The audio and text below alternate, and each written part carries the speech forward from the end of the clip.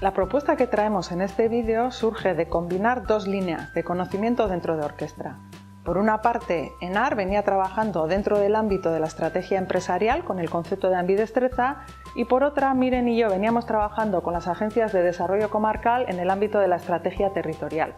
De la confluencia de estas dos líneas de trabajo surge el planteamiento de la ambidestreza en el ámbito del desarrollo territorial. Las empresas hoy en día están sometidas a un nivel muy alto de incertidumbre, entonces tienen que enfrentarse a diferentes dilemas que les hace tomar elecciones dependiendo de si quieren priorizar la acción, si quieren priorizar la reflexión, si quieren apostar por la eficiencia o bien por la creatividad, si quieren focalizarse en una actividad o en un mercado o si quieren tener una amplitud de miras.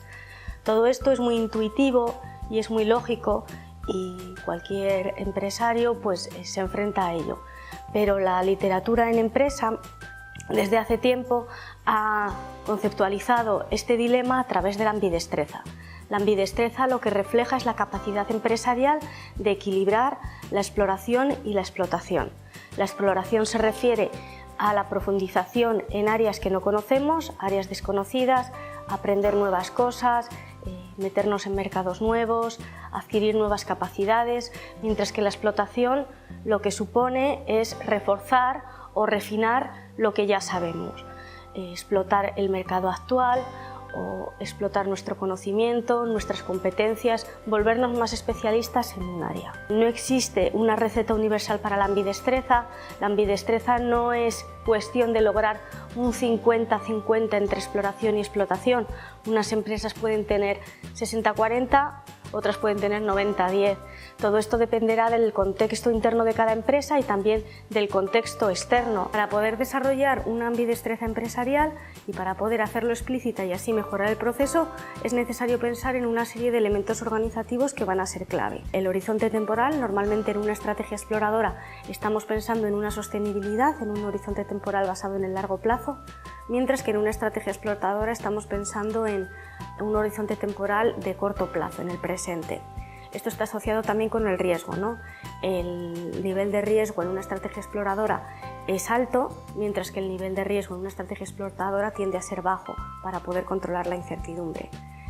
El papel del líder también es muy importante. En una estrategia explotadora suele ser un líder mucho más visionario, mucho más participativo, porque tiene que identificar aquellas capacidades externas que le permiten evolucionar en sus capacidades actuales, mientras que en una estrategia explotadora el líder suele seguir un estilo más top-down y suele ser más autoritario.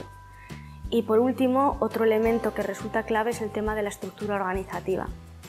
En una estrategia explotadora suelen ser unas estructuras jerárquicas, verticales, orientadas en departamentos que permiten un poco reducir eso, pues esa incertidumbre a través de un mayor control y disminuir el riesgo, con una serie de tareas específicas.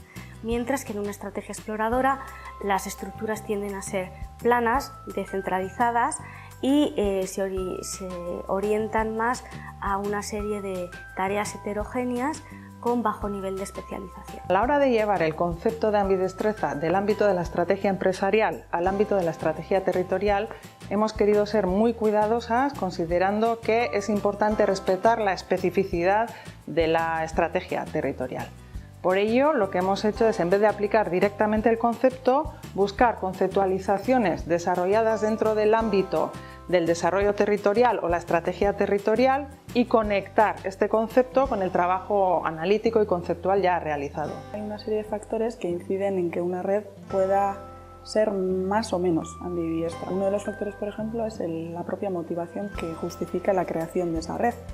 No es lo mismo que una red se cree para el desarrollo de producto propio en las empresas pequeñas de la comarca o una red que se crea para generar capacidades que apoyen la competitividad del tejido empresarial. Otro de los factores que incide puede estar en el propio tamaño de esa red.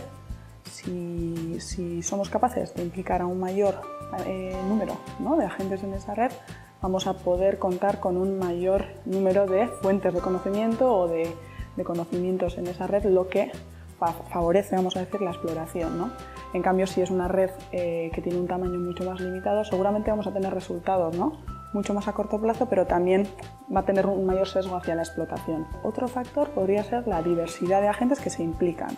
Si la red está compuesta por la empresa y por la agencia, en general hay una mayor tendencia a la explotación.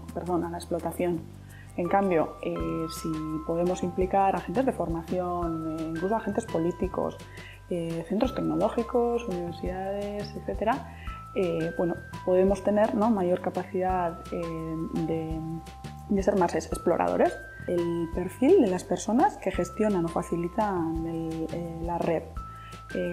Por ejemplo, pues la propia formación, ¿no?, que tienen esos facilitadores, y en general las capacidades que tienen en su red de facilitadores va a incidir en que, bueno, pues la red vaya más hacia una naturaleza más exploradora o más explotadora.